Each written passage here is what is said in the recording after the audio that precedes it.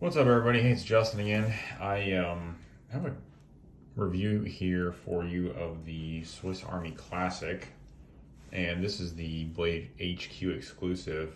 I think it's called I don't know if it's the Desert Warrior for this one as well. I know the Boker Kalashnikovs have that nomenclature, but I'm not sure if the Swiss Army Classics also have it. But anyway, you can see here this has the well-known Blade HQ donut appearance, and you can see the Blade HQ mark on the back of the knife there. So yeah, this is going to be a quicker review. I mean, this is a pretty small knife. There's not a lot to it, but you know, it does pack quite a few features for its size. So I wanted to show it to you. This just came in the mail yesterday. I kind of bought it for Lauren and her collection. She also has one with a sunflower on it, which is in my video, my Smoky Mountain Knife Works haul video, so go check that out if you haven't. And yeah, let's go ahead and get started. So, looking at blade steel on this guy, I'm not exactly sure what Victorinox uses on these. So this is a Victorinox brand Swiss Army knife, and this is the classic model, if you aren't familiar with these. Yeah, I'm not sure what steel they use for any of their knives, but I know I've used their knives for a long time. I've never had to sharpen one, although admittedly they don't get any hard use. The steel seems fine. I think it's a little bit on the softer side, but you know, for everyday tasks, cutting open boxes, you know, opening mail, whatever, it's fine. So I gave it a score of a 3. I just don't know what it is, and I've heard that it needs to be sharpened fairly regularly. I just haven't personally had that experience. So anyway, looking at the clip, this does not have a clip, but it does have this little ring here to put it on your keychain or whatever you might want to use it on. So I did give it a score of a 7. My approach with these is to, if they don't have a clip, to just rate whatever they do have. And again, in this case, it has that little ring so you can put it on your keychain. Lock type, this is a non-locking knife. It is, I don't know if it's considered a slip joint. I would say it's considered a slip joint. It doesn't really have a half stop though, like a lot of slip joints do. But, you know, pretty easy to open, pretty easy to close. Nice smooth action. It's a little bit on the light side for me, but I think Victorinox makes these to appeal to a very wide range of people, and I think that plays into the fact that these are very easy to open. So anyway, yep, non-locking knife. The materials on this, the scales are some kind of plastic. I'm not sure exactly what kind. It's been durable enough in the past. I've seen these where the plastic comes off. I believe it's just glued to the, you know, I'll just call it the frame. But, you know, metal keyring, plastic scales, nothing too fancy. So I gave the materials a score of a 4 on this knife. Durable enough, but, you know, not going to hold up to any kind of hard use. Moving on to the size. So I'm not sure how to compare this. I guess I'll just open the knife. So there's the knife there.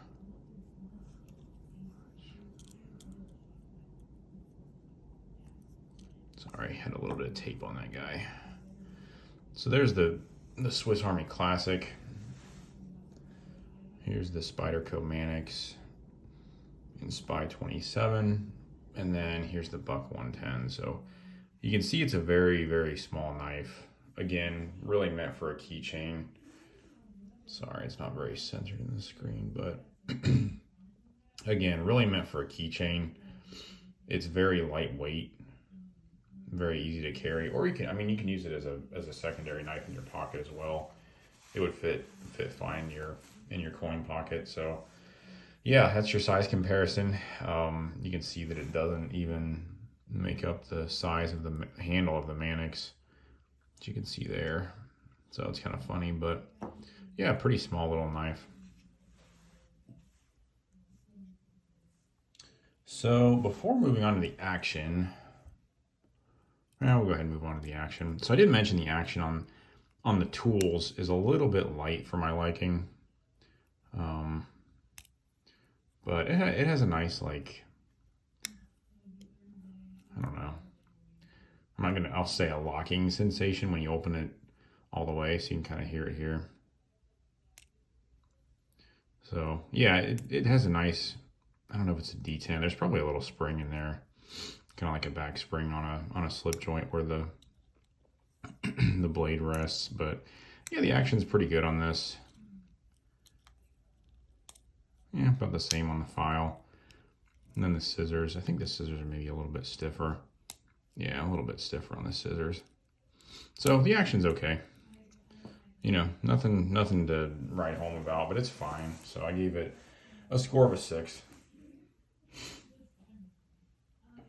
Moving on to the hardware, this does not have any hardware.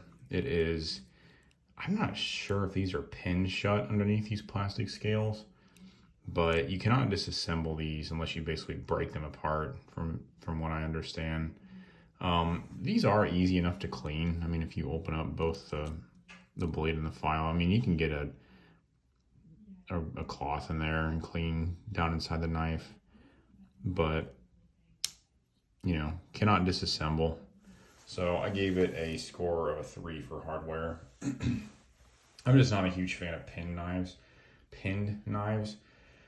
Although I do have quite a few case cutlery knives in my collection, and I guess I justify those by the fact that they are pretty easy to clean.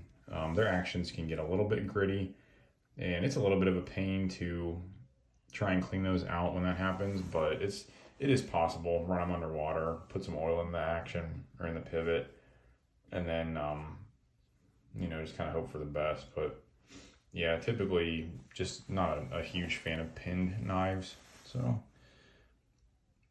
price on this guy, this was like maybe 20 bucks. The classics, just in the normal Swiss Army red, I don't know if they have a name for the red, but if you buy just a Swiss Army classic in red, those are about maybe $16, and they have a lot of different colors and styles.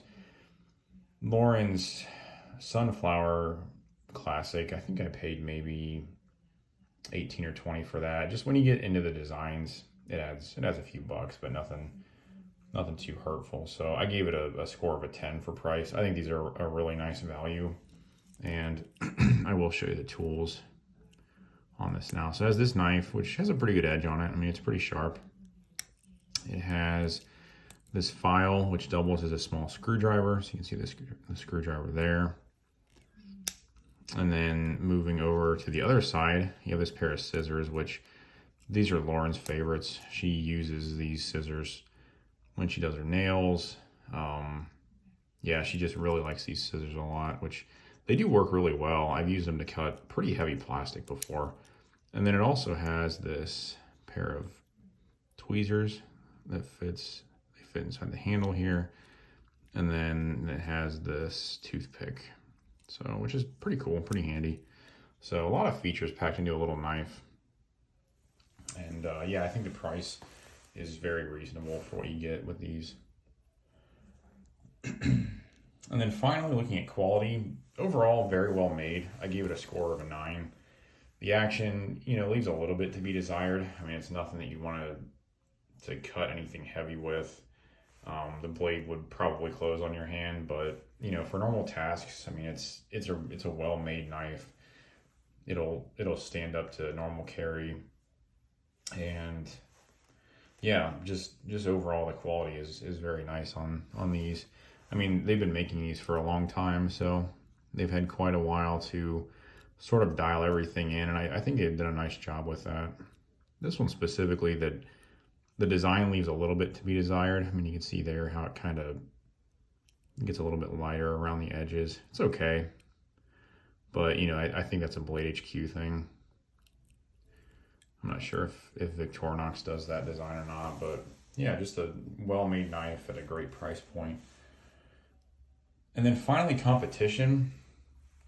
It's really, I mean, I think Wenger used to make a Swiss Army knife that was similar to this. I don't know if they're even still in business, but you could look at Case Cutlery. They have like a mini trapper, which will be about twice as expensive as this.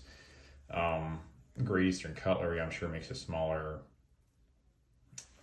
folding knife, non-locking folding knife.